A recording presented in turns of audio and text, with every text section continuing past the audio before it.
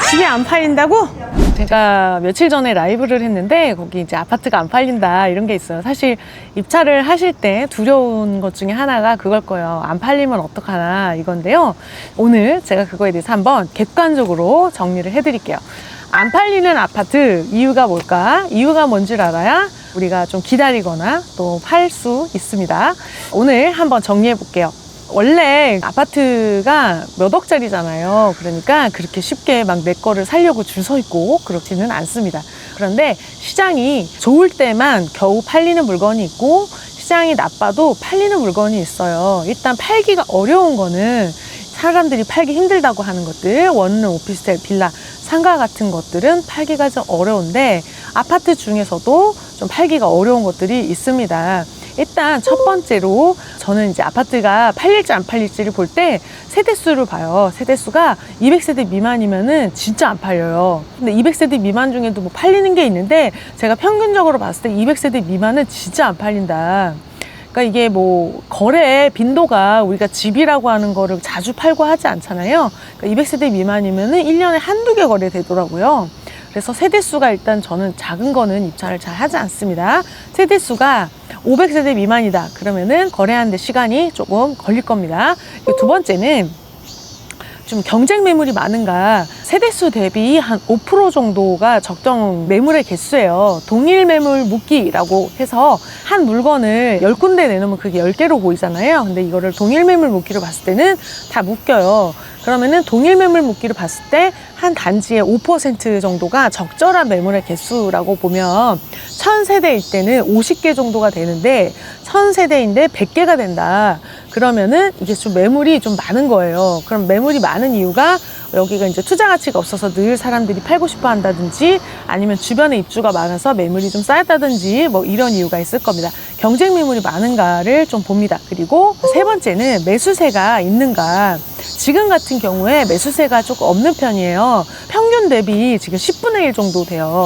그러니까 원래 이 구에 한 달 동안에 몇백 개 정도가 거래가 됐었는데 지금 몇십 개가 거래가 되고 있어요. 평균이라고 하는 거를 무시를 할 수는 없으니까 통계적으로 봤을 때 지금은 평년 대비 한 10분의 1 정도 거래가 된다라고 보시면 될 것 같습니다. 자, 그리고 가격이 좀 중요합니다. 원래 세대수도 많고 거래가 잘 되는 지역이었는데 내 거가 안 팔린다라고 하면은 내 거 매물의 가격이 좀 높은 거 아닌가 이런 생각을 하셔야 돼요. 공인중개사가 안 팔린다, 요즘 거래 안 된다라고 했을 때는 되게 주관적인 이야기를 하는 거거든요. 뭐냐면은 원래 한 달에 10개 정도 거래가 되던 단지에 한 5개만 거래가 돼도 공인중개사님이 느끼기에는 거래 잘 안 된다. 10개 되던 게 5개 되니까 안 된다라는 건데 그게 아주 안 되는 건지 줄은 건지 비슷하게 되는 건지 이런 거를 좀 아셔야 돼요. 그래서 아주 안 되는 게 아니면 괜찮아요. 그리고 가격이 평균 지난번 비슷한 컨디션 실거래보다 비슷하게 내놓거나 조금 싸게 내놔야 거래가 될 거예요. 지금 안 팔린다라고 하셨으니까 내가 내놓은 가격에서 안 팔리는 거잖아요. 그럼 이 가격이 과거 실거래보다 비슷한 중층이면 중층, 저층이면 저층 실거래보다 비슷하거나 조금 내려야지 됩니다. 만약에 전세 세입자가 껴있다거나 월세 세입자가 껴있으면은 조금 더 내려야 거래가 되실 거예요. 만약에 중층이 아니라 나는 1층이다, 2층이다 라고 한다면 평균 매물 대비 한 10% 정도 싸야 돼요. 한 4억 5천 정도가 된다. 그러면은 4억 초반, 뭐 4억 1천, 뭐 4억 이 정도가 돼야지 거래가 될 것 같아요. 그리고 1층보다 2층이 더 좀 사람들이 애매하다고 생각을 하는 것 같아요. 1층 같은 경우에는 층간소음은 신경을 안 써도 되는 그런 장점이 있는데 저층은 약간 사생활 보호도 안 되면서 층간소음 신경 써야 되는 약간 애매한 층이라고 생각하시는 것 같습니다. 그래서 그런 층들은 일반층 대비 좀 호가가 낮아야지 거래가 될 거예요. 그래서 내 거가 좀 적절한 가격이 있는지 좀 한번 보시고요. 호가에 나와 있는 그 매물을 한번 보셔야 돼요. 사람들을 볼 때 네이버에서 줄을 지을 텐데 비슷한 컨디션 대비 내 물건이 제일 싸야지 거래가 되는 거고 컨디션이 가장 좋으면 내가 호가를 제일 비싼 그거보다 비싸게 놨으면 컨디션이 가장 좋아야 돼요. 인테리어가 돼 있다든지 전망이 다른 것보다 우수하다든지 아니면 베이가 4베이, 3베이 이런 것들이 우수하다든지 여러 가지 요소가 있어야 돼요. 비싼 이유가 있어야 됩니다. 그래야지 거래가 될 거예요. 그리고 중개사님이 안 팔린다라고 했을 때는 이거를 좀 객관적으로 봐야 되는데, 일단 실거래가 있는데 내가 보니까 거래가 되는데 우리 집은 거래가 안 된다 그러면은 가격에 문제가 있거나, 아니면 내가 내놓은 부동산이 아무래도 개수가 적어서 다른 데서 거래를 하고 있는 거예요. 내가 내놓은 부동산에 전화했더니 거래가 잘 안 된대. 근데 실거래가 있는 거예요. 그러면은 그 실거래를 다른 데서 거래를 한 거니까 그 거래를 잘 하는 부동산에다가 매물을 내놓으셔야 됩니다. 이거는 되게 차이가 커요. 여러 군데다 내놔야 된다. 잘하는 부동산을 찾아야 된다. 그러면은 이건 어디서 거래한 거예요? 실거래 뭐 얼마 있던데 그건 어디서 거래한 거예요? 여기서 하셨나요? 이렇게 몇 군데 전화를 돌려보시면 금방 찾을 수가 있습니다. 그 동네 부동산이 몇 개 없으니까요. 그리고 실거래가 있는데도 내 거가 안 팔린다라고 했을 때는 내 매물이 다른 사람들이 봤을 때 그렇게 컨디션 좋지도 않는데 가격이 좀 비쌀 수가 있는 거예요. 내 집은 너무 소중하잖아요. 그러니까 이거를 막 후려쳐서 팔기가 쉽지가 않거든요. 그래서 가격이 비싼 거예요. 가격이 비싼데 막 디퓨저 놓고 슬리퍼 놓고 막 이렇게 해도 안 팔려요, 여러분. 가격이 일단 적절해야 돼요. 적절하고 가격이 똑같으면 컨디션이 가장 좋아야 되고 그렇습니다.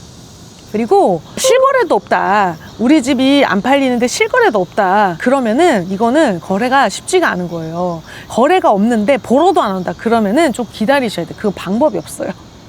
진짜 거래 안 되고 내 거를 보러도 안 온다, 집에 보러 오는 사람이 없다 그러면은 조금 기다리셔야지 되는 거예요. 근데 우리가 이걸 했을 때 예전에는 거래가 잘 되던 단지면 언젠가는 돼요. 잠깐 기다리시면 거래가 될 겁니다. 어떤 이유로, 여러 가지 이유로 잠깐 거래가 안 될 수 있지만 원래 거래가 잘 되던 단지가 갑자기 영원히 거래가 안 되고 그런 일은 없습니다. 그거를 믿으셔야 돼요. 안 그러면 우리가 불안해서 잠을 잘 못 자거든요. 이 안 팔리는 고통이 대단해요, 여러분. 저는 생지옥이라고 생각합니다.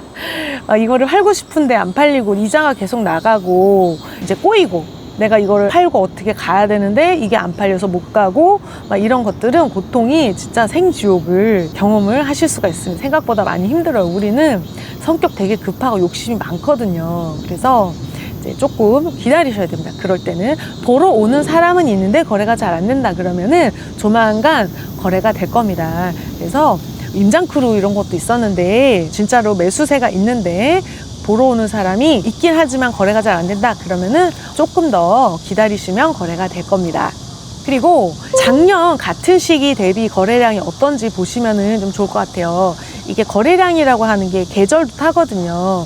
옆에 학교가 있는 단지 같은 경우에는 학부모들이 많은데, 학부모들이 많은 단지는 아이가 새학기가 되기 전에 이사를 하려고 하다 보니까 주로 거래가 되는 계월이 있을 거예요. 그러면은 그때 거래가 잘 될 겁니다. 그래서 계절의 영향도 있을 거다라는 거죠. 그래서 여러분 일단은 거래를 잘하는 부동산에 내놓는 게 중요하고, 또 매수자가 나타났을 때 조금 내고를 해달라고 할 거예요. 그냥 뭐 사는 경우도 있지만 조금 얼마까지 해주시면 안 돼요 라고 했을 때 바로 거절하지 마세요. 그게 엄청 중요해요.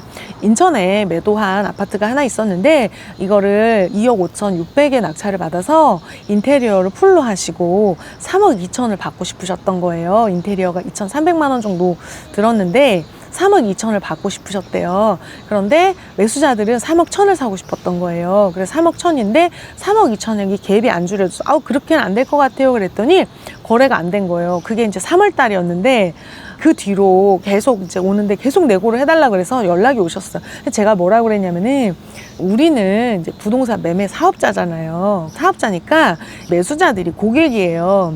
고객한테 거절을 경험을 하게 하지 마라. 그거 안 될 것 같아요. 이렇게 단박에 자르지 말고, 이 사람이 1,000만 원을 사고 싶었을 때는 이게 이 단지가 왜 그러냐면 수리 안 된 중층이 실거래가가 2억 8천에서 9천 정도 돼요. 근데 아무리 수리를 했다 그래도 단지 안에 최고가를 내가 찍고 싶지 않은 거예요. 이게 부담스러운 거예요. 3억을 막 훌쩍 넘기기가. 그러니까 이제 3억을 조금 넘었으면 좋겠다라는 거죠. 그 마음을 이해를 하시고 어떻게 하냐면은 제가 그렇게는 좀 어려울 것 같고 얼마까지 생각해 주시면 제가 저기 잔금이 언제예요? 그러면서 약간 협상의 여지를 주셔야 되는데 안 돼요. 그러면은 이 사람들이 그러면은 얼마까지라도 해주시면 안 돼요. 이렇게 밀당을 하고 그러지를 않아요. 옛날처럼 사람들이 막 내 물건만 있는 게 아닌데 막 나한테 매달리지 않는다는 얘기예요.